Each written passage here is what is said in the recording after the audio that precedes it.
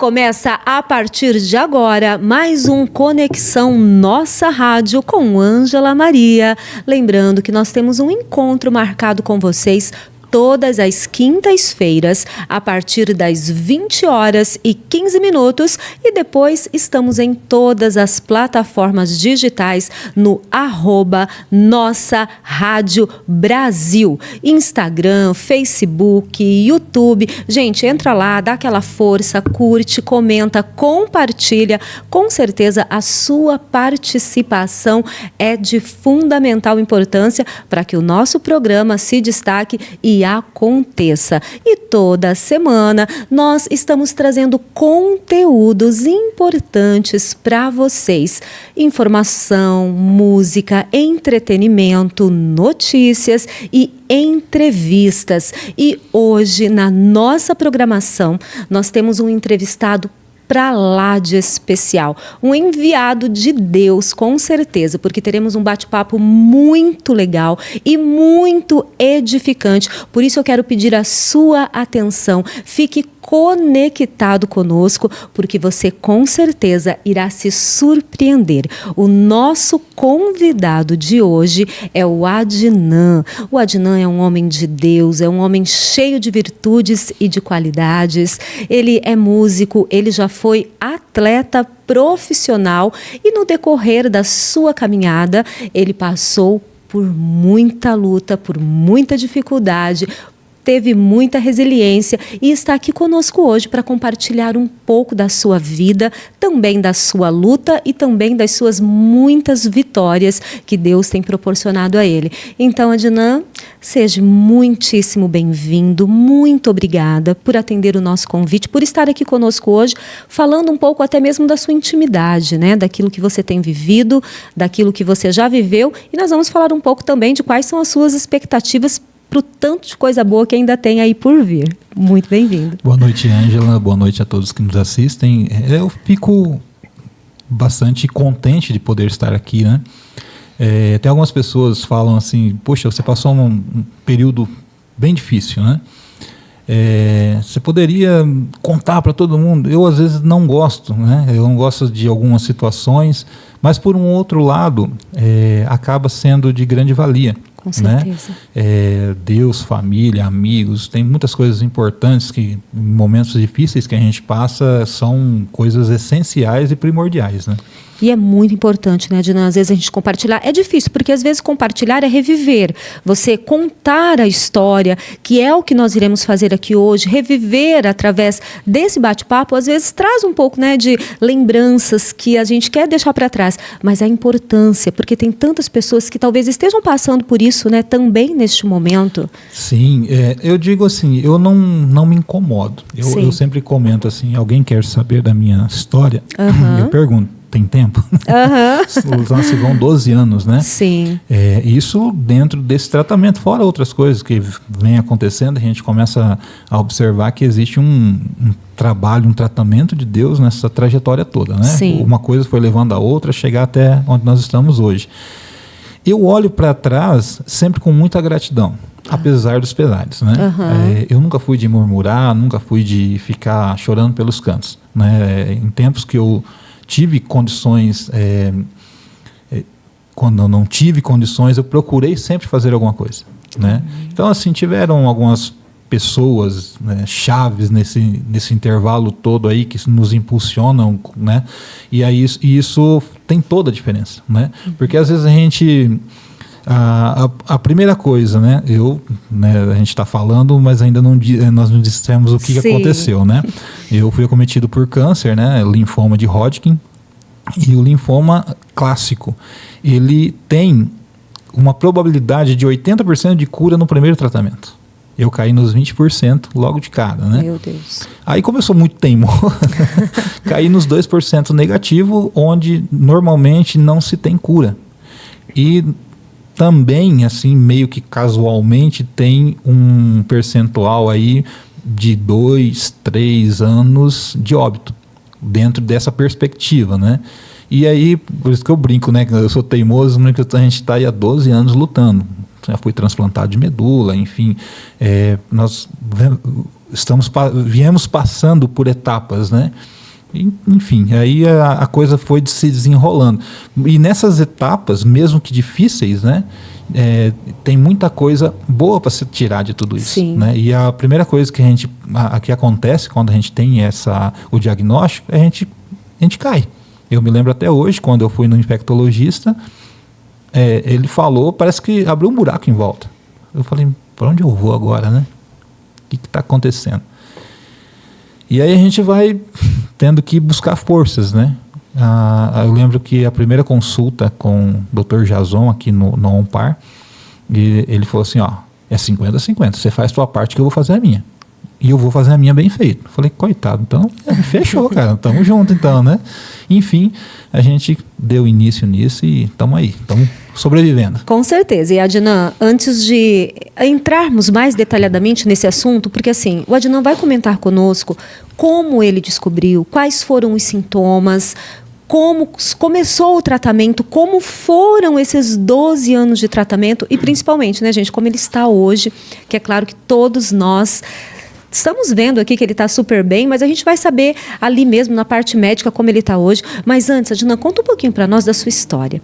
Você falou um pouquinho aqui para nós nos bastidores que você, embora tenha nascido em Arapongas, mas depois você saiu, você foi um profissional, um atleta, né?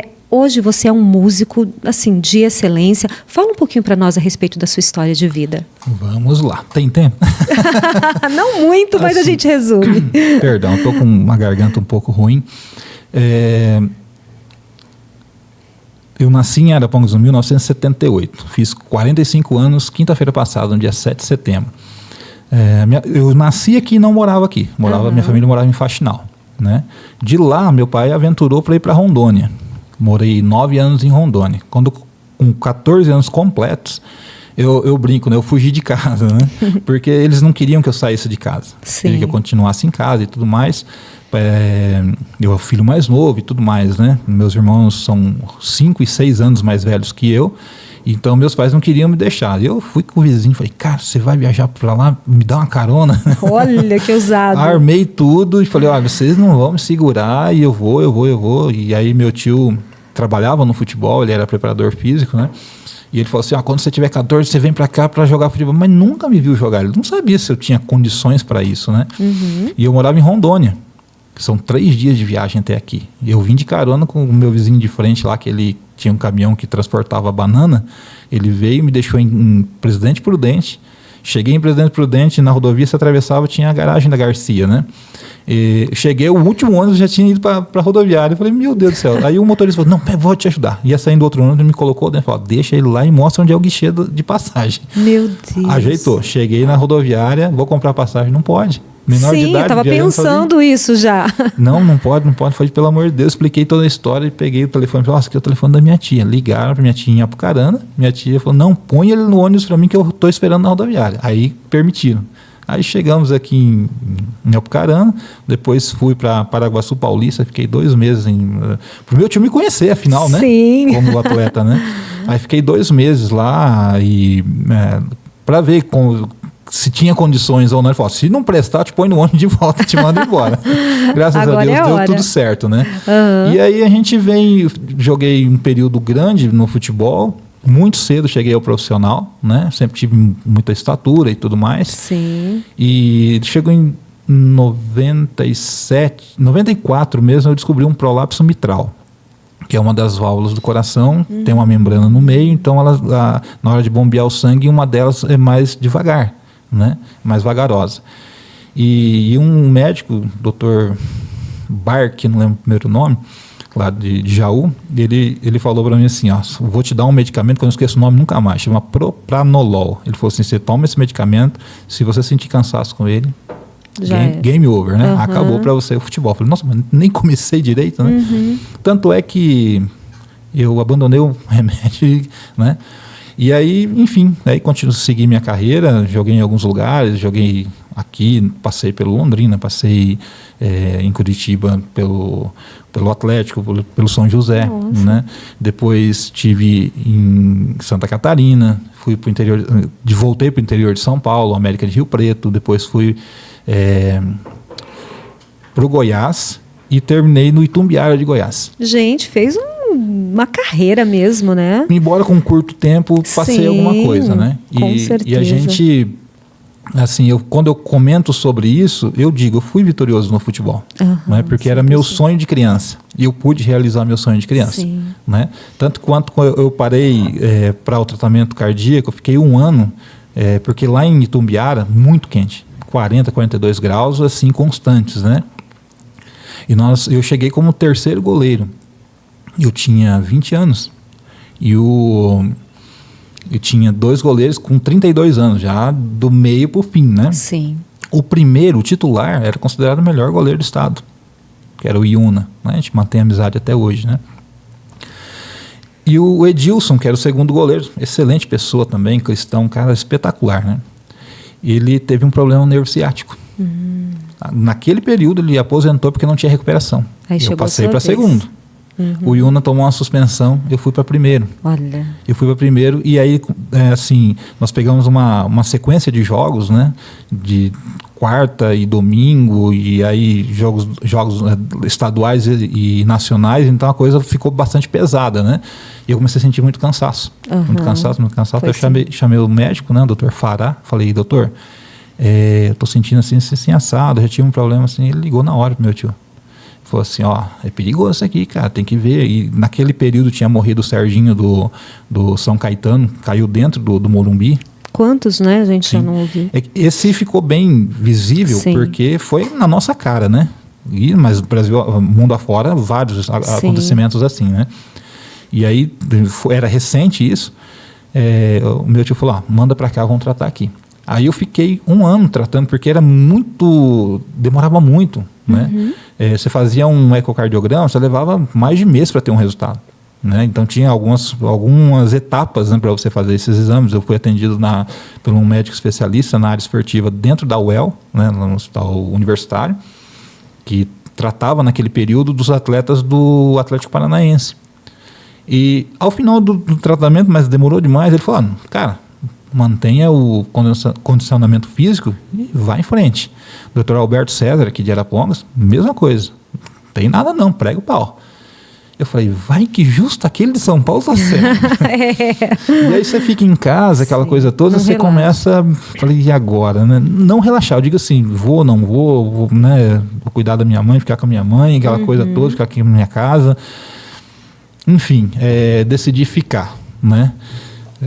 Poderia ter seguido. Naquele mesmo período eu tive 2 propostas importantes, uma para ir para a Inglaterra e uma oportunidade de ir para o Corinthians. Não gostei muito dessa, né? Mas a gente ia, né? Acho que não. A gente ia, mas tudo bem, né? Era bom ser para o Flamengo. Poderia, eu ia. Enfim, assim, essa parte do futebol, né? Linda sua história profissional. E eu tive que começar tudo de novo, porque nesse período, né, de muitos jogos, eu acabei por deixando de estudar. Antigamente não era obrigatório. Hoje em dia não. Hoje o conselho tutelar está em cima. Se o atleta não jogar, quer dizer, não estudar, não joga. E se você insistir em colocar, você tem um documento que a escola emite. Né, eu trabalhei na diretoria do Arapongas, né? Você tem um documento que é emitido pela escola. Se você não colocar isso junto, anexo aos documentos do atleta na federação, esquece, não faz inscrição. Já era, né? E Adnan, depois disso tudo, aí você partiu para a área profissional, você é músico hoje e constituiu a sua família? Bem depois, eu comecei a chegar isso. Eu vim para cá, hoje meu cunhado, né? Ele falou assim, cara, vem pra cá, vamos tocar, vamos montar uma banda. Eu falei, que jeito, não sei tocar nada. Falei, não, eu te ajudo, não sei o que, você aprende e tal, enfim. Aí comecei a estudei um pouco de violão clássico com o Márcio Gouveia, né? A base que eu tenho musical toda vem daí, né, do violão clássico. E nisso eu trabalhava com meu tio Ademar, né, que era do Bombeiro junto com o Jorge, né? Ele entregava jornal na época, né? E aí eu fazia entrega para ele. Ele falou, vem comigo aqui e tal. Só que eu não pegava um centavo dele. Ele me dava um cheque e eu dava pra minha mãe. A gente ia no mercado, abastecia a casa, né? E a gente se virava, né? Com o que dava para outras coisas. E eu fiquei um período com um pouco de dinheiro do futebol. Então eu fazia isso daí. A compra de casa estava garantida e outras coisas. Então tinha um dinheiro que ficou no banco um tempo. Aí, como as coisas vão apertando, você tem que correr atrás, né? Sim. Comecei trabalhar depois disso como pintor de parede. Olha. Aí com isso eu fui estudando novamente, comecei a trabalhar numa empresa que era muito conceituada na época, hoje ela não existe mais, que é a Aulux, né? Eu trabalhava com comunicação visual. E depois disso fui para uma outra empresa trabalhar numa área que eu gosto muito, que é a administração. Né? Deus te deu muitos dons e talentos, hein? Então, esse é um ponto interessante. Eu sempre procurei ter formação em algumas áreas, sempre me preocupando com o futuro, né? Vai que acontece. Aí, quando veio a doença, não serviu para nada. Tudo isso. Música, formação acadêmica, não serviu para nada. Eu acabei tendo formação na área de administração. Curso de contabilidade, busquei alguns cursos na área de gerenciamento, enfim. Mas no final das contas, a doença falou assim... É o freio, né? Aqui não tem, agora é aqui comigo, você não faz mais nada, né? E Adnan, a gente vendo a tua trajetória de vida, você tinha uma vida saudável, sim. não fumava, não bebia, não saía aí fazendo, né, tantas coisas que a gente sabe que para o nosso corpo é prejudicial, né? Eu brinco muito que, assim, eu sempre sou muito focado em tudo que eu faço. Por exemplo, no futebol, eu gostava de dormir cedo. Meus amigos eram pessoas, famílias na cidade, né? Diferente, a maioria dos jogadores gosta de beber, gosta de ir pra farra, aquela coisa toda. É sempre uma briga muito grande nos clubes isso, porque quando não dá para sair, se fogem para fazer as coisas, né? Sim. E eu gostava de estar sempre em casa. Meus amigos eram família, né? Eu sou, você já disse, eu sou cristão evangélico. Sim. E sempre nas cidades que eu joguei, eu procurava uma igreja para seguir. Olha, e meus lindo. Amigos eram dali. Então chegava fim de semana, dificilmente eu almoçava ou jantava ali. Você já é de um berço evangélico, então? Sim. Sim. Eu sou de berço presbiteriano renovado. Que legal. Né? Hoje eu sou da Igreja Presbiteriana Independente há 26 anos. Né? Porque assim, a família do meu pai toda é dali. Né? A família da minha mãe católica. Sim. E uma parte da família do meu pai é congregação cristã, mas os mais antigos. Né? Uma boa parte é presbiteriana independente. E quando a Igreja Presbiteriana Renovada saiu da IPI, Araponga, Cianorte e uma no interior de São Paulo. Meu pai, minha avó e alguns tios saíram junto para a Presbiteriana Renovada e uma outra parte ficou ali. Foram fundadores, né? São os colonizadores da Renovada. A gente brinca. E tipo, eles foram junto, né, quando houve essa divisão, né? Então eu cresci, né, na igreja, escola dominical, aquela coisa toda, desde criança, né? Aí tem um espaço que eu frequentei a igreja católica. Porque os meus amigos lá em Rondônia não tinha um evangélico. Né? E a igreja ficava um pouco distante de casa. E uma igreja católica, 2 quadras. Eu procurava os amigos no sábado de manhã, onde estavam? Catequese. O que é catequese, né? Deixa eu conhecer, né? Eu quero saber o que é isso, né? Aí... esperei um lá, falou, onde você tá? Eu tava na catequese. Eu falei, o que é isso? Ela na igreja. Legal, tem isso. Eu falei, eu vou nesse negócio. Que legal. Eu fui, gostei, fiquei um período, fui batizado, tenho meus padrinhos da igreja católica e fiz primeira comunhão, inclusive. Né? E depois... Seu tempo sempre de uma forma ou de outra dedicado a Deus, né? Sim. E depois quando eu saí para o futebol, durante 2 anos, 2 anos ainda eu permaneci com os amigos e tal. E aí em 95... um amigo falou assim, eu estava jogando em Curitiba, ele falou assim, vamos na igreja comigo? Eu falei, vamos, onde que é? Que igreja que é? É 2 quadras daqui. Eu falei, que igreja que é? Igreja do Evangelho Quadrangular. Falei, vamos lá. Aí fui, gostei, fiquei com ele lá, acompanhei tudo, comecei a cantar na igreja. Você acha? Olha só a reviravolta, né? Sim. E, enfim, aí fiquei um período lá, e daí quando eu parei com o futebol, que eu vim para cá, aqui tinha a igreja quadrangular. Eu fiquei um período na igreja quadrangular, e depois disso meus primos, não, vamos na igreja com a gente, não sei o que, vamos lá. Acabei indo, conheci a minha esposa e acabei ficando na igreja presbiteriana independente. Já vai para 25, 26 anos. Ai, que linda a sua trajetória. E aí, diante disso tudo, Adnan, teve uma vida saudável, sempre. Um cara família, um homem de Deus, né? Isso nos faz refletir a respeito disso, que enquanto estamos nessa terra, nós estamos sujeitos a tudo, né? Porque às vezes a pessoa pensa, eu me converti, ou eu sou uma pessoa dedicada a Deus, eu estou livre de tudo. Não, né? Você é um testemunho disso. Aí, como você percebeu que você precisava buscar um médico? E conta um pouco para nós agora da sua história em relação a tua... Entrando nessa área da saúde, né? Eu estava... Olha que coisa interessante. Eu saí de uma empresa que eu tinha trabalhado 9 anos, né? Muito bem empregado, salário muito bom, uma empresa muito boa. E eu saí dessa empresa. Eu fiquei mais ou menos uns 8, 9 meses sem trabalho, né? E só que depois que eu saí dela, eu comecei a ter sintomas. Quais eram? Então, eu tinha coceira no corpo. Uma coceira que você pode pôr a unha que não faz nada na pele. É impressionante. Eu tinha uma tosse alérgica, aquela tossinha que não para por nada, não corta por nada. Eu perdi muito peso.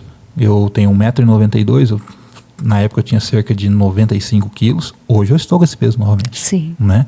E eu tinha 95 quilos. Eu caí acho que para 62, alguma coisa assim. Vamos ver como que você ficou antes. Né? O Elias vai mostrar para nós como que ele estava antes de descobrir, né, essa doença. Como ele ficou depois. Mas vamos ver como que ele estava antes. Elias, mostra aí pra nós. Olha que meninão, né? Jogador, atleta. Esse dia aí, eu estava trabalhando com áudio na gravação do segundo CD do Eric Farley. Olha, que legal. Tava lá, né? Tipo assim, é aquilo que... Cabeludo, cheio de cabelo. O cabelo você já ia perder, faz parte, né? Não, eu era cabeludo, tinha bastante cabelo. Mas não é só por conta do tratamento, né? Tratamento. Não voltou mais. Teve um medicamento que eu tomei, caiu, não voltou mais. Ele nasce bem pouquinho, assim, eu brinco, né? Que aqui no meio não nasce. Eu falo assim, fica igual o padre, eu não quero não. Já raspa tudo, tá certo. Aí depois disso... Aí a gente vai ver como que o Adnan ficou já em tratamento, né, Adnan? Isso aí foi depois do tratamento, isso é recente. Essa daí é recente? É recente. Tá. Então acho que a gente não vai ter, a gente vai ter só como você ficou no período mais difícil. Vamos ver como que você ficou lá naquele período mais... daí. Tá aí reconhecido. Gente, Exato. Quando eu vi essa foto... Não, você não fala, eu não sei que era você, não dá para reconhecer, né? Isso aí foi em 2019, mais ou menos novembro ou dezembro. Foi o período mais difícil que eu passei.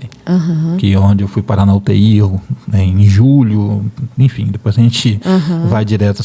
Foi o pior período que eu tive. Assim, eu sempre, assim, eu falo, eu fui transplantado, o transplante é muito difícil, muito pesado, mas essa fase aí foi mais difícil, né? Difícil. Mas aí você sentiu as coceiras, sentiu algumas... Essa tosse, depois teve um período que eu tinha uma dor nas costas, bem no meio das costas, né? Sudorese noturna, você acordava, parecia que tinha jogado um balde d'água em cima, estava inteiro molhado. Febre de fim de dia, a febre do fim do dia, vem aquela febre, você cai, você fica mole. Do jeito que ela vem, ela vai embora, né? Você perde o apetite, o estômago é ruim o tempo inteiro, tudo que você come faz mal.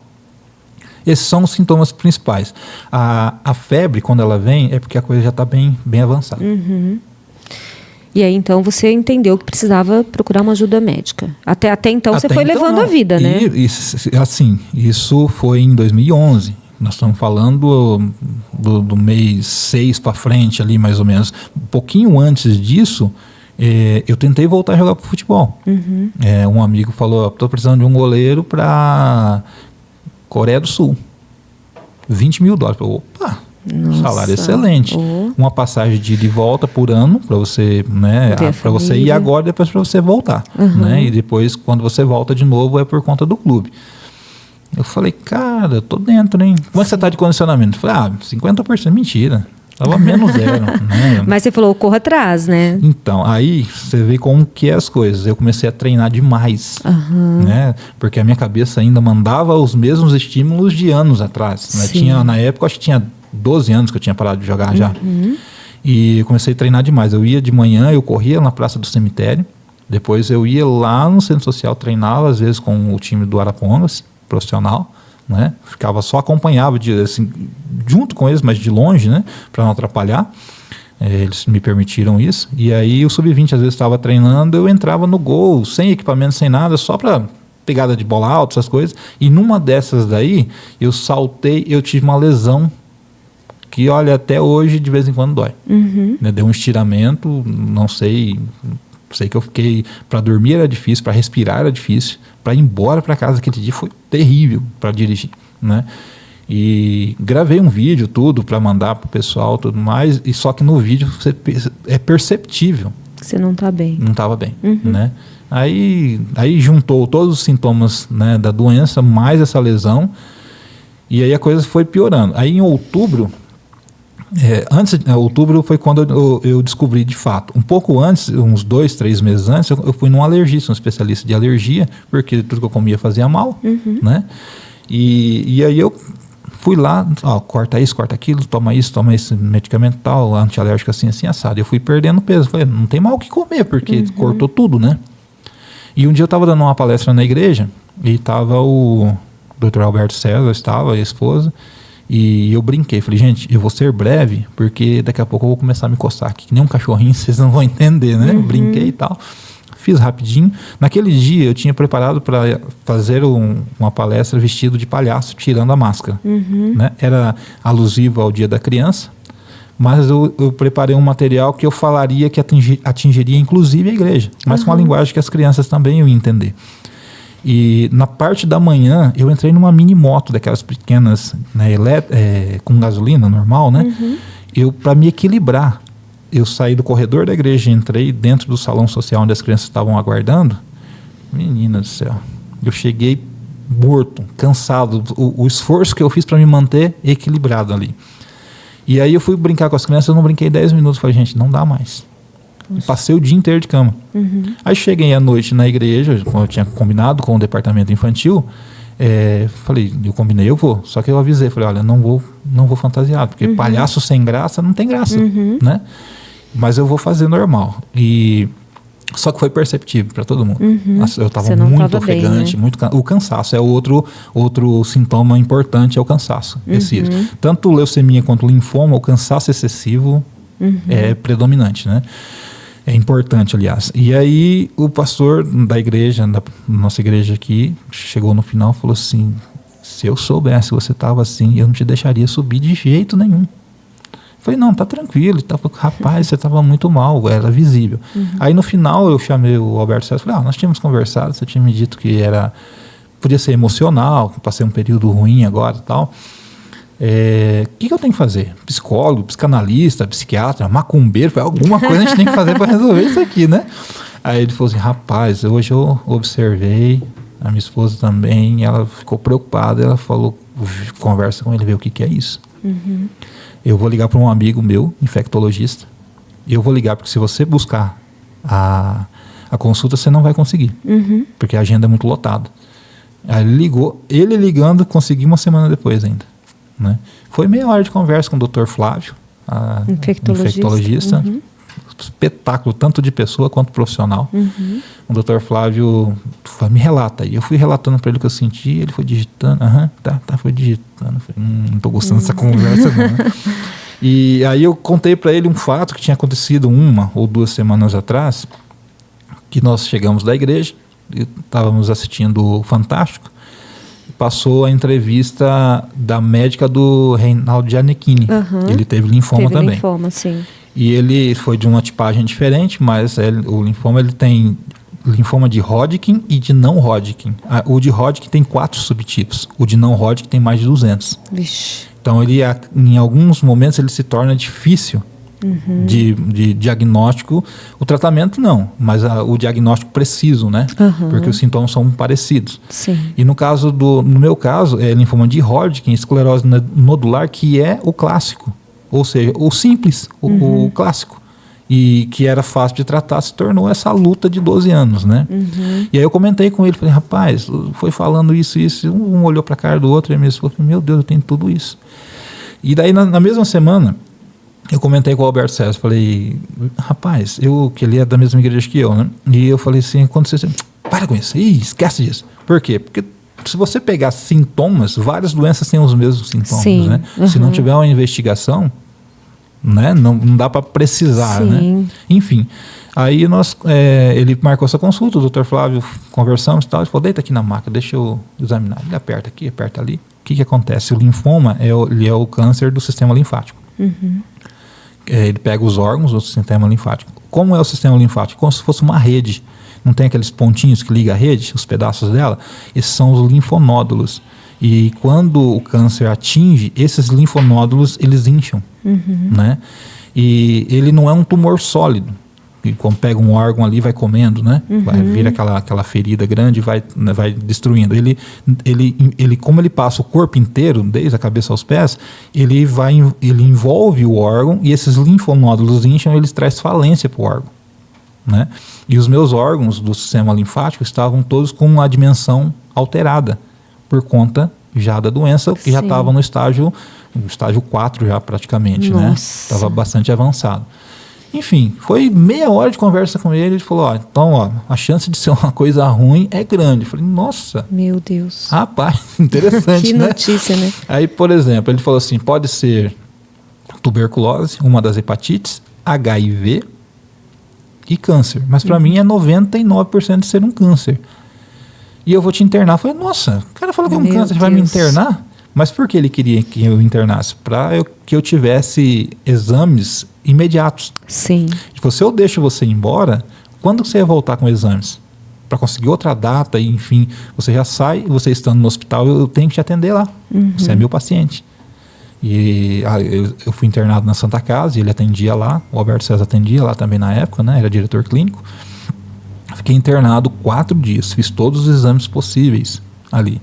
No primeiro exame, que foi um raio-x de tórax, tanto de lado ou de frente, né? Aqui o mediastino estava lotado de linfonódulos.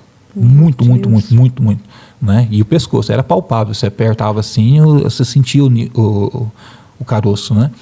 Tanto que eu tenho uma cicatriz que foi retirado para fazer e o médico que fez na época foi o doutor, agora sumiu o nome dele, que é gastro, Piecker. Ele que retirou, né?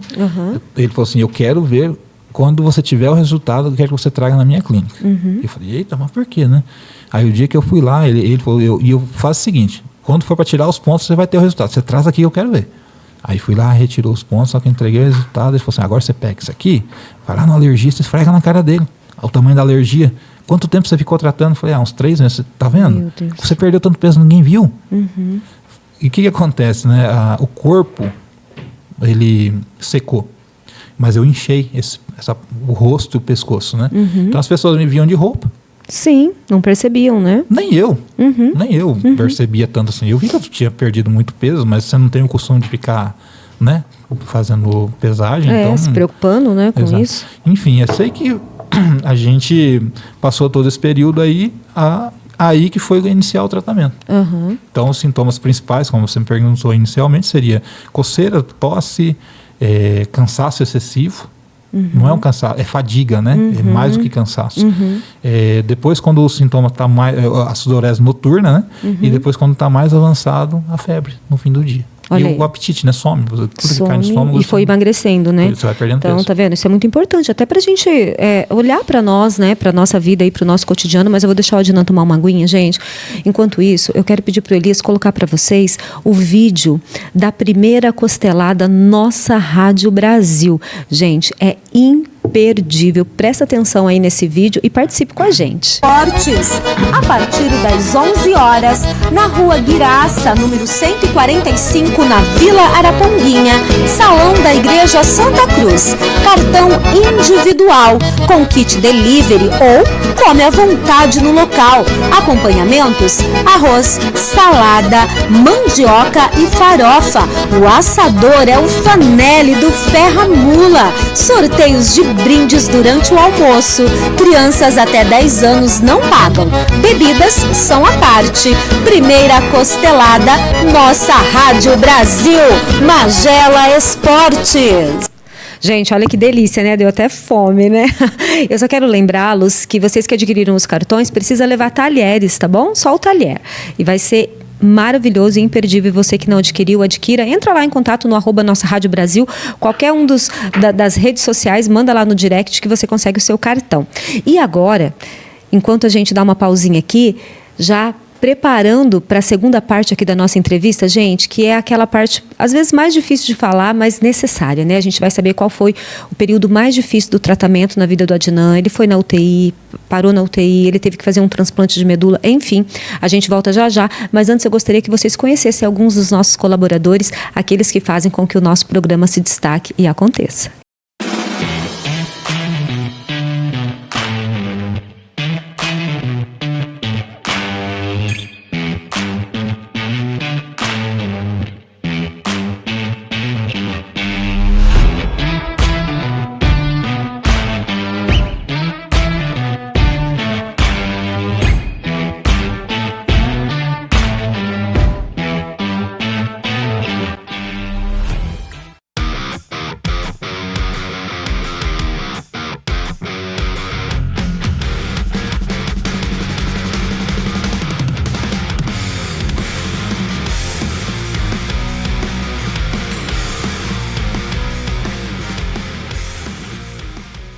O Supermercado Pavão.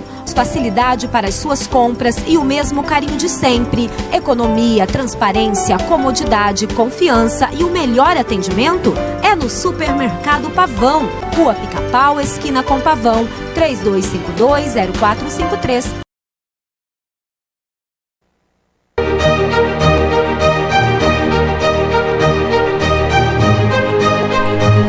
Imobiliária Bertone, sua garantia imobiliária.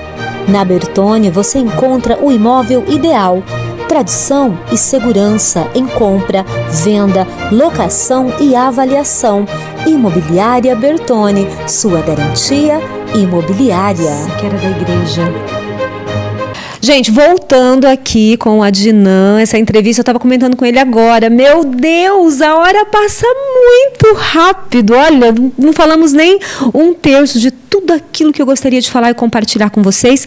Mas agora a gente vai saber um pouquinho do Adnan, a parte mais difícil. Ele já falou quais foram os sintomas, como era a vida dele antes, o baque, né? O susto que é você ter uma notícia como essa, a gente sabe, né? Todos nós, eu acho que de alguma maneira, com alguma pessoa, familiar ou amigo, a gente já viveu um pouquinho sobre isso, ter uma notícia dessas. Precisa de muita força, de muita resiliência e a luta é muito grande. E ele está nessa luta há 12 anos, mas nesse período de 12 anos, Adnan, a gente sabe que você teve um período que foi o crucial, o mais difícil. Fala para nós qual foi e como foi esse período na UTI, como foi passar por um transplante de medula. Então, o período mais crítico foi no ano de 2019, né?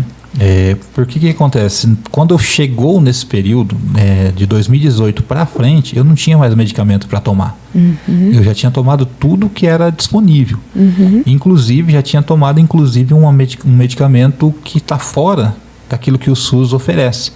Tivemos que entrar com um recurso judicial e tudo mais, conseguir. E aí, o tempo é muito determinante, né? Que uma vez que você está medicado, se não resolve, pelo menos segura. Uhum. Né? Agora imagina sem medicamento. Eu levei 6 meses para receber o medicamento. Né? E é tempo, hein? Para quem está... Meu Deus. É muito tempo. Eu tive por exemplo, são 4 fases de tratamento. Eu tenho a primeira fase, a segunda, a terceira e a quarta. Do segundo para o terceiro, o remédio parece que era vitamina, a doença não morreu. Uhum. Eu tive que entrar de um para outro. Então, assim, eu não tive nem tempo de recuperação, vamos dizer assim, né? A quimioterapia, ela é muito pesada, né? E eu passei mal em todas as fases de quimioterapia. Eu ouvi as pessoas falarem assim antigamente. Não, de repente, na primeira você passa mal, na segunda você não passa nada. E não sei o que e tal, né? Falei, tomara que seja, né? Mas não foi. Todas as quimioterapias. Você lembra quantas você fez, mais ou menos? O primeiro tratamento eram 12 sessões, né? Então foram a cada 15 dias, uma a cada 15 dias. Hospital do Câncer de Londrina. Não, eu comecei aqui. O primeiro e segundo tratamento eu fiz aqui em Arapongas. O segundo foram 6. Uma das coisas que os médicos de Londrina e de Curitiba falaram que talvez o segundo tratamento ele teria que ter sido menor. Não sei, somente 2, que chama de recuperação de medula, 2 quimioterapias, e já parte para o transplante. Eu fiz as 4. E esse transplante precisa de doador, como os outros? O primeiro transplante é o autólogo. Você retira a medula, se ela não estiver infectada. Aí entra uma quimioterapia muito mais forte do que tudo. E aí depois você devolve a medula. Que é a mesma medula, a sua medula? A minha medula. Eles colocam num líquido que preserva ela, né? E depois devolve o... Poxa. É assim... É como se fosse uma hemodiálise. Entra uma máquina, retira o teu sangue e ela coleta somente a célula-tronco. E depois devolve a célula-tronco para o corpo, numa bolsa de sangue, como se fosse uma transfusão. E essa célula-tronco, ela povoa novamente a medula. E aí tem um período, né? Tem um período disso. Eu fiz em 2015. Então eu tô com 8 anos, né? Tô com 8 anos de idade novamente. Sim. Porque eu não tenho vacina de nada mais. Ah, perde? Uma das coisas que o transplante faz é isso, ele é uma formatação do sistema. Mas aí você pode tomar as vacinas novamente ou não? Poderia se eu não estivesse fazendo quimioterapia. Ah, você ainda está fazendo? Eu faço uma vez por mês ainda, mês. Né? E a quimioterapia, ela tem um componente do sangue que identifica se você pode ou não. E o meu não voltou, porque como diz os médicos, você está muito surrado de quimioterapia, né? Então eu fiz o primeiro e segundo tratamento aqui. Aí fui transferido para Londrina. Não tem mais recurso, porque aqui eu tratava com um oncologista. Lá é hematologista, que é especialista dessa área. E aí, desde então, eu estou com a doutora Laura Cinquini. E havia um risco de não me aceitarem aqui e mandar direto para Curitiba. Né? Que ia ser mais difícil, né? Sim. Conforme ele vai passando, você vai passando de fase, é igual ao videogame, né? Só que você não ganha nada com isso. Vai notando que vai ficando mais difícil para alcançar a cura, né?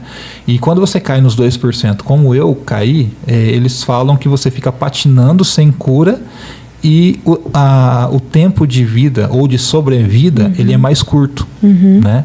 E aí eu fiz a terceira linha lá e fiz a quarta linha lá também. A quarta linha deu 100%, matou a doença. Nossa, agora vamos partir para o transplante. Vou fazer os testes para o transplante, a minha medula não funcionava. O que tem que fazer? Ele toma uma vacina de manhã, uma dose alta, e uma dose alta da vacina à noite. À tarde, aliás, né? Num período lá de tempo. O que acontece com isso? Quando você potencializa isso, a medula joga as células-tronco no sangue, que é onde essa máquina depois pega e retira. É complexo, hein? É bem complexo. Eu não tinha nem 1% do que precisava. A medula não funcionou. Sim. Aí precisava de uma vacina, né? Vamos entrar no governo, vamos atrás disso aqui. 6 meses esperando essa vacina, a doença voltou. E sempre quando volta pior. Então o medicamento anterior, ele já não tem mais validade. Perde tudo que fez, ele perde porque eu tomei o medicamento, deu certo. Aí a doença voltou? Não, então não deu certo. Ele foi insuficiente, né? Mas, de contrapartida, como foi 100%, não, vamos repetir o mesmo medicamento. Falei, meu pai do céu. É terrível, né? Vamos lá, mais 2 sessões. Mandei para dentro, né? Tomei tudo aquilo lá e já não resolveu. Eu fui pro transplante sabendo que eu tinha 40% de chance só de cura. E 3 meses depois do transplante, a doença voltou.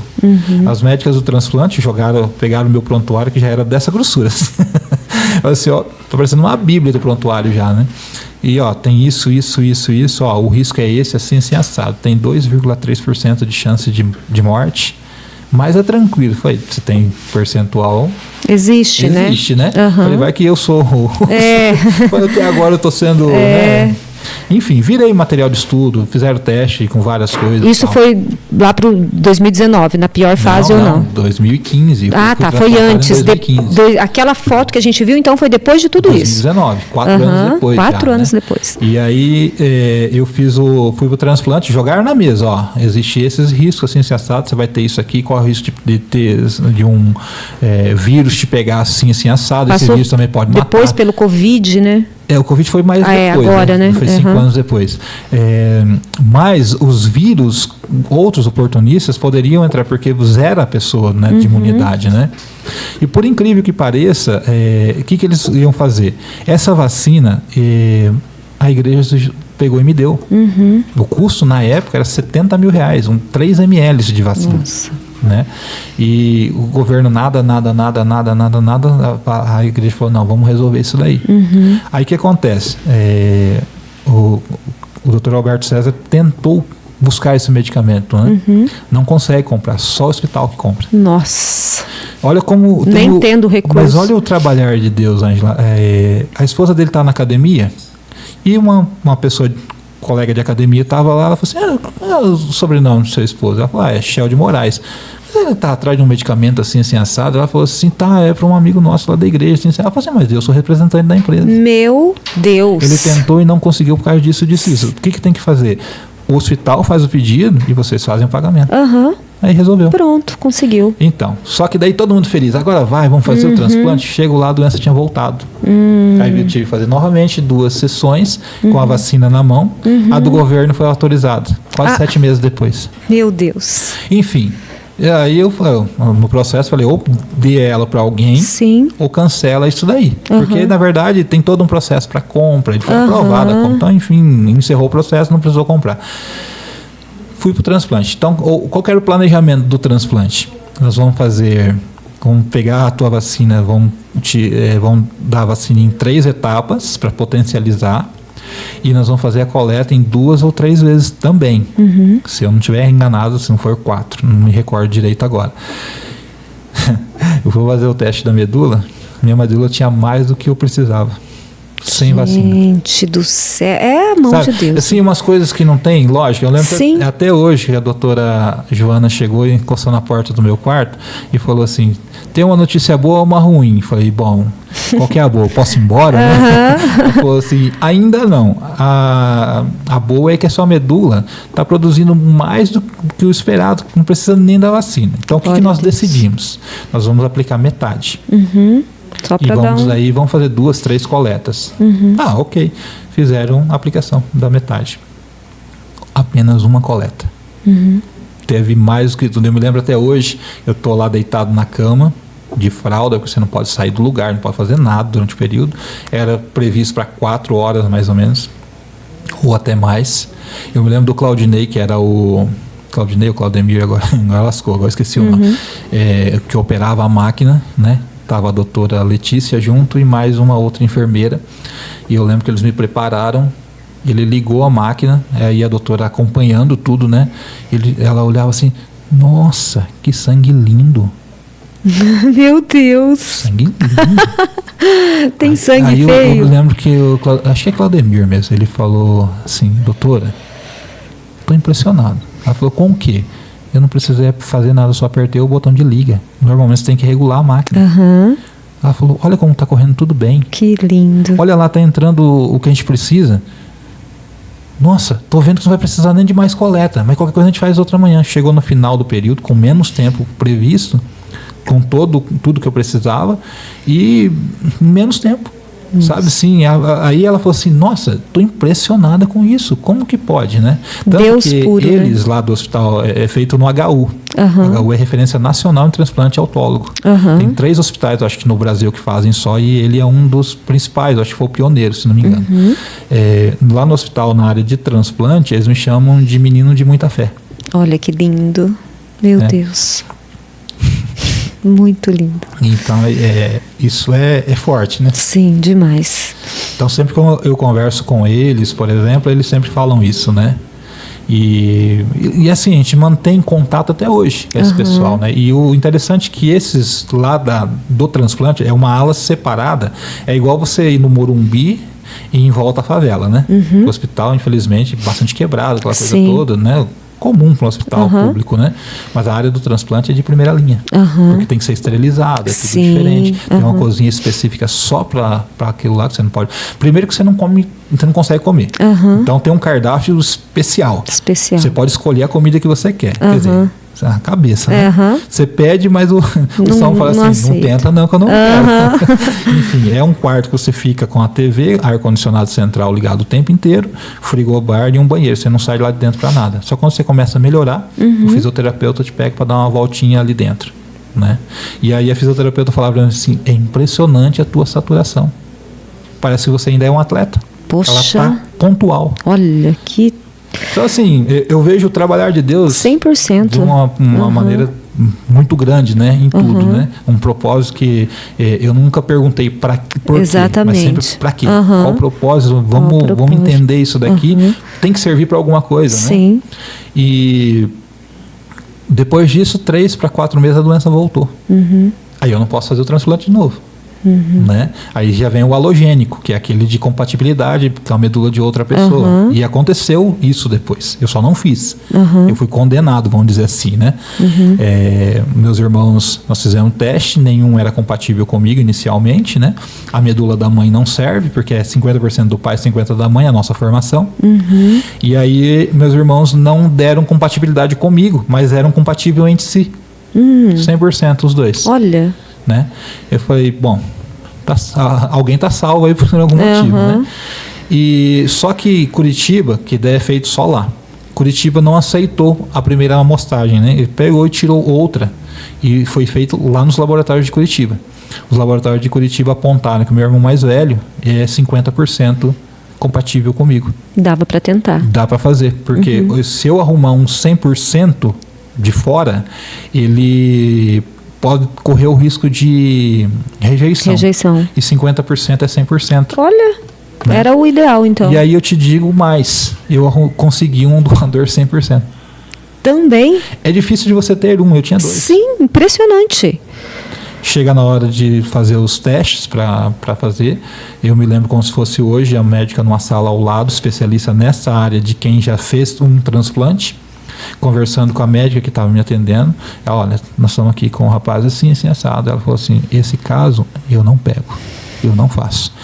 Se eu colocar ele na mesa do transplante, se eu der 100% da dose de quimioterapia, ele pode não suportar. E eu vou te dizer os agravantes. Se eu não der 100% da dose, pode não matar a doença, ele vai enfraquecer, outra coisa pode matar ele.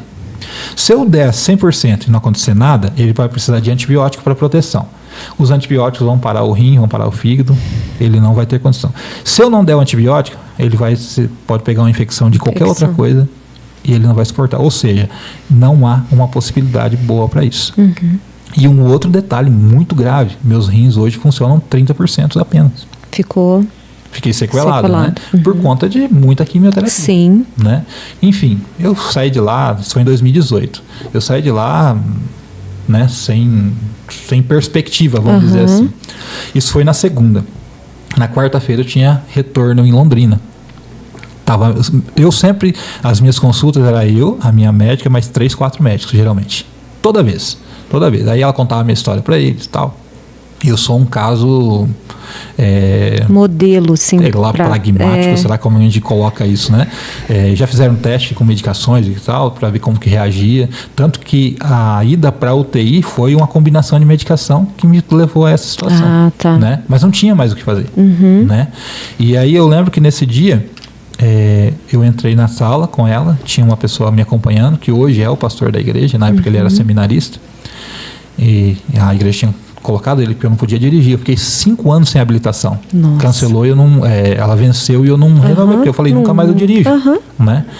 E aí me proibiram, na verdade, de dirigir. Eu era meio teimoso, de vez em quando eu ia dirigindo e tal, mas sempre a minha esposa estava comigo, e depois nesse período, quando ela é professora, então estava difícil de sair, a igreja, né, pediu sempre para esse rapaz ir comigo, que hoje é o pastor, ou que é o pastor Robson, ou o pastor titular na época, ou ele me levava. Ele estava comigo esse dia, aí a doutora, tudo bem, né? Toda animadinha, né? Vamos preparar, já conversei com o pessoal de Curitiba, nós vamos preparar você, vamos recuperar o teu rim, e aí vamos preparar para o transplante. Eu já estava por aqui, né? Eu bati na mesa e falei assim, não minta para mim, o rim não se recupera. Vixe. A creatinina, quando ela sobe, ela não volta. O normal é 0,3 até 1,2, 1,3. Isso, a idade já avançando, né? A minha está em 2,7. Limite. Então não tem recuperação para isso. Não precisa mentir para mim. Eu não sei o que vai ser feito, mas não precisa mentir. Todo mundo, assim, os outros médicos regalaram o olho, né? Aí ela parou um pouquinho e falou, e a igreja? Ora lá. Meu Deus. Eu falei para ela assim, tudo bem, doutora. Eu só estou aqui porque a igreja está orando, porque o tratamento não está dando certo. O que você vai fazer daqui para frente, eu não sei. Eu nunca deixei o tratamento né, por nada, embora eu acredite em Deus e tenha convicção de que Ele vai fazer a diferença na hora que Ele tiver que fazer, mas eu me sujeito ao tratamento. Essa parte é com você. Aí porque pairou aquele silêncio, né? Aí ela falou assim, então tudo bem, nós vamos reunir a equipe médica, vamos estudar o teu caso novamente, vamos procurar uma saída e tudo mais, né? Na hora que eu saí da sala, o rapaz falou assim, o que foi isso? Pelo amor de Deus. Eu falei, com Deus não se brinca. Exatamente. Falei, tudo que Deus já fez na minha vida, de jeito nenhum. Não tem lógica. Enfim, aí de lá pra cá a coisa foi só ladeira abaixo. Que foi quando chegou o momento mais difícil, né? Isso. E aí precisou fazer uma combinação de medicamento para segurar a doença, que ela só estava avançando. E eu me lembro, meu cunhado Cid Clay estava comigo na consulta, a doutora Suelen, a doutora Érica queria me internar para fazer a quimioterapia. Eu falei, mas não interno, mas nem se me pagar. Não vou, esquece, não quero saber mais de internação, porque a internação é no terceiro andar. O terceiro andar, ele é muito sofrido. Vê muita coisa, né? Muito sofrido. Morreram pessoas ao meu lado. Eu não fiquei cismado, nada disso. Muito pelo contrário, a gente vai ficando cascudo, né? Sim. Você vai perdendo um pouco da sensibilidade. Então, essas 2 vezes foi eu que chamei o socorro, né? Inclusive mas psicologicamente, de certa forma, afeta, né? Exatamente, perdão. E teve uma dessas vezes que eu estava no meu lado direito, a pessoa estava do lado esquerdo, tinha 4 máquinas que fazem a dosagem do medicamento no tempo correto, né? Ele tem um tempo previsto, ele tem que andar dentro daquilo ali, não pode ser a mais nem a menos. E o senhor começou a passar mal. E eu olhei para aquilo lá e eu, sabe, você percebe algumas coisas, né? E ele começou a falar umas coisas meio sem nexo. Eles estão vindo. Nossa. Eu não entendi o que é isso. Eu falei, meu Deus, o que é isso? Quem está vindo? E a filha com ele, pai, quem está vindo? Eles estão vindo, eu quero água. E ele não estava falando nada, ele já estava em estado terminal. E ele começou a falar do nada. Eles estão vindo. Na hora eu falei assim, eu preciso levantar e orar com essa pessoa. Mas aí como é que eu saio daqui? É obrigatório ter a aba da cama, né? A lateral. E essa aba estava erguida. Eu vou ter que abaixar isso aqui, não dá para eu sair por lá por causa da máquina e tal. E nisso entrou uma senhora. A senhora falou assim, o que está acontecendo? Eu falei, eu acho que ele não está legal, mas está tendo alguma coisa diferente aqui, né? E aí, nesse desenrolar aí, a menina, a senhora saiu e voltou. Eu chamei a enfermagem, né? Falei, olha, está acontecendo alguma coisa aqui. Vou chamar o médico. Correu chamar o médico. E nisso essa senhora voltou. Falou para a filha, posso orar com ele? Nossa. Aí a filha, sim, pode. Eu me lembro, assim, para encurtar, ela falou assim, fez uma oração de confissão e uma oração de entrega, né? Eu aceito Jesus como Senhor e Salvador da minha vida. A hora que ele falou sim, eu aceito, eu arrepiei aqui, porque ele, na hora descansou. Ele faleceu. Meu Deus. Adinã, imagina quantas histórias você não viveu dentro algumas. Desses 12 anos. Quantas... Nossa, a gente poderia ficar aqui horas. Quantas coisas você não viu, não só com você, como você está testemunhando agora, mas com outras pessoas ao seu redor, né? Muita coisa. Teve um período que, às vezes, familiares me procuravam para conversar com os pacientes. E eu mal para um monte, né? Sim. Mas pela forma com que eu sempre levei. Fé, né? A sua fé. Eu acho que é o brilho de Cristo resplandecendo através da sua face, assim, né? Eu sou muito realista. Eu tenho um problema, nós precisamos resolver. Enfrentar, né? Temos que enfrentar. E eu sempre, assim, eu sempre converso bastante, eu sempre rio com as pessoas. Eu entrava no hospital, o pastor me acompanhava, eu entrava no hospital, ele olhava assim, cara, o que é isso? Você conhece todo mundo no hospital? Eu falei que conheço. Porque eu, assim, no meio de tudo, eu converso com todo mundo. Sim. No pronto atendimento, me apelidaram uma época lá de Conde Drácula. De tanta bolsa de sangue que eu tomei. Nossa. Né? Eu tô com uma alteração no sangue hoje que talvez eu tenha que fazer sangria, eu tenho que tirar sangue. Você consegue compreender? Um período que eu dependia muito de sangue e agora... Tá sobrando, né? E Adinã, diante de tudo isso, né, que a gente ouviu, eu sei que não foi nem 1/3 de tudo que você passou, porque o tempo, ele não... Nossa, ele passa muito rápido, voa. Você passou pela quase morte, você passou pelo momento difícil de ter um diagnóstico como esse, você enfrentou tudo isso. E pra gente encerrar, como que você tá hoje? A gente olha pra sua aparência física, você tá ótimo, tá bonito, tá saudável, aparentemente, mas como que tá hoje? Como que tá a sua vida hoje? Hoje, eu não tenho doença ativa. Eles consideram doença ativa ou não, né? Eu tomo um medicamento já há 3 anos e meio, né?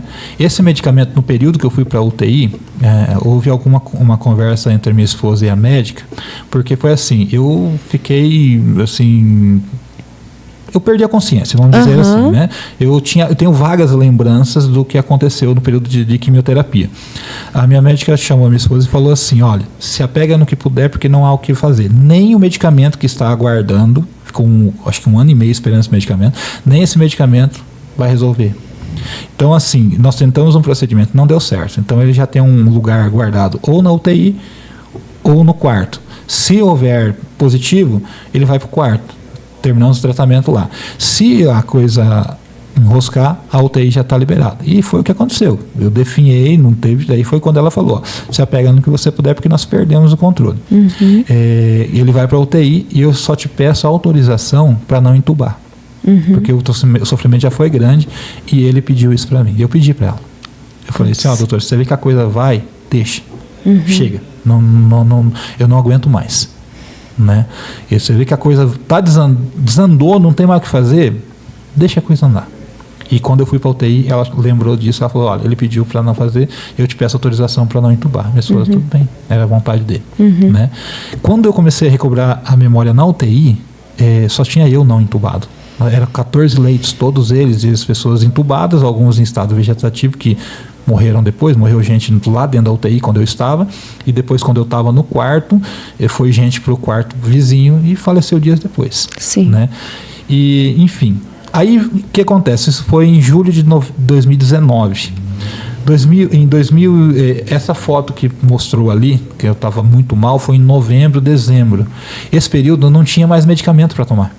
Então a doença estava surrando bastante. E aí na segunda quinzena de janeiro eu iniciei ela, que deu certo, saiu. Foi uma outra história, que senão nós vamos ficar mais 2 horas. Uma outra história também do trabalhar de Deus, porque o Dr. Maicon de Londrina, advogava pelo hospital. Era ele quem cuidava de todo esse trâmite de medicações. E ele foi proibido e processado pelo Ministério Público porque ele atendia o hospital de graça. Meu Deus. Dá para entender?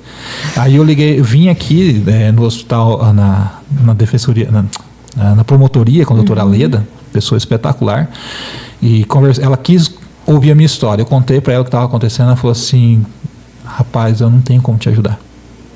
Porque eu sou estadual e o medicamento foi negado para você na esfera federal.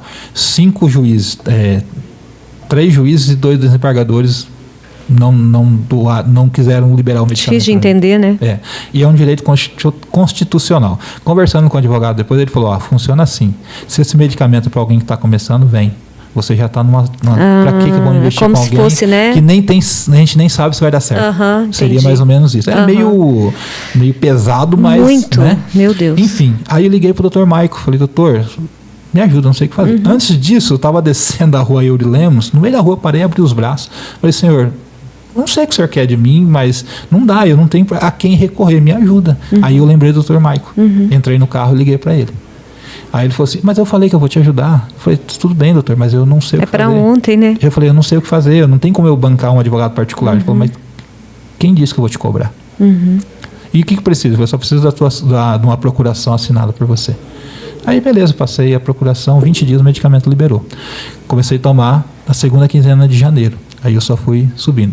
Em fevereiro eu já fui trabalhar no carnaval. No acampamento de carnaval da igreja. Eu já fui fazer som, porque eu trabalho com áudio e tecnologia também, né? Além de ser músico. Eu fui trabalhar já, e as pessoas olhavam para mim assim: tá bem, como né? assim, né? Como assim? Até ontem tava... É um milagre mesmo. Não estava nem saindo de casa.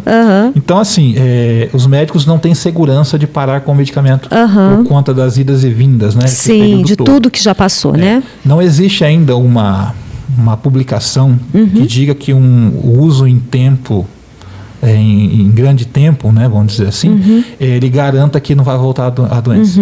Por conta do meu diagnóstico passado, né, de toda essa história, né, vamos dizer assim. enfim, a gente continua uma vez por mês. Só que esse medicamento foi tão difícil de conseguir, porque é a mesma coisa que tomar um copo d'água. Não faz efeito colateral nenhum, do ponto de vista sistema imunológico. Né? Não mexe com a imunidade, não te faz passar mal. Ele tem um efeito colateral que eu tenho muitas dores nos pés. E eu optei por ficar com a dor ao tomar um remédio para isso por conta do rim e por conta que se eu tomo esse medicamento eu durmo. Entendi. Eu falei, eu quase morri porque eu vou querer ficar dormindo, né? Então, agora é a vida, né? Viver, né? Seguindo, né? Vamos dizer assim. Adnan, a sua história é linda, é forte, é emocionante e, acima de tudo, é edificante. Porque a gente se coloca um pouco dentro da sua história e a gente tem medo? Tem. Né? Sem ter um diagnóstico desse, só de ouvir.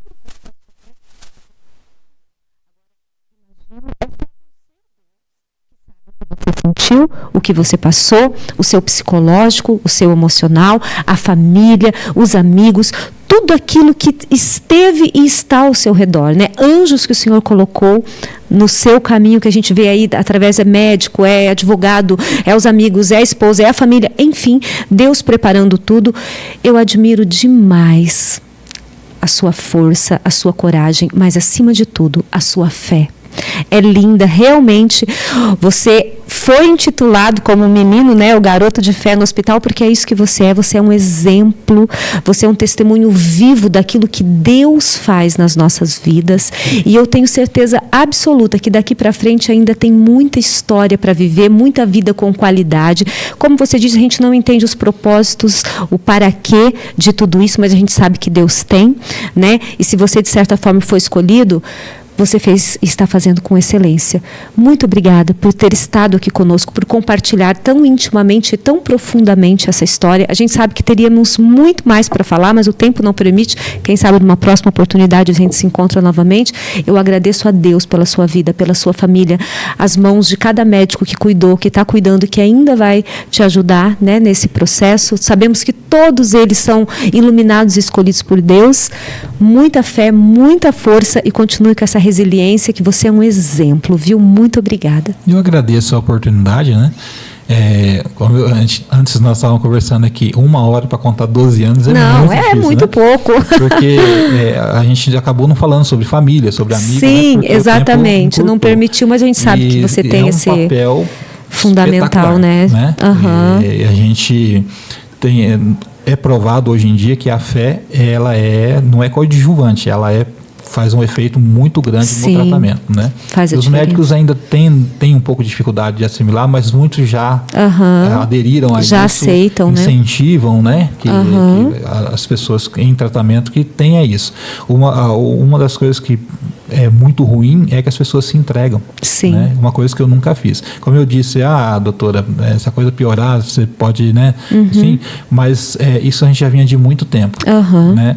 E olhando o sofrimento, não é só eu quem sofre numa hora dessa, né? Quem está à nossa volta também. Hoje, nesse momento, tem pessoas que estão passando por situações que você passou em 2019. Assim, de repente, alguém que esteja nos vendo agora e precisa, está passando por uma dificuldade dessa, nunca deixe de crer que é possível. Sim. Né? Um pastor amigo meu, ele me dizia assim: peça a Deus para que acrescente dias na sua vida. Eu tinha minhas crianças pequenas. Hoje minha filha tem 17, a mais velha, a outra vai fazer 13 agora em dezembro.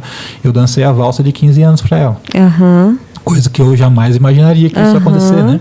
Deus permitiu E Deus me proporcionou isso. Às vezes acontecem algumas coisas, eu falo, Deus, você é muito doido, né? Porque só Deus mesmo, depois de tudo que aconteceu, chegar momentos eu olhar no espelho e falar, não vai dar.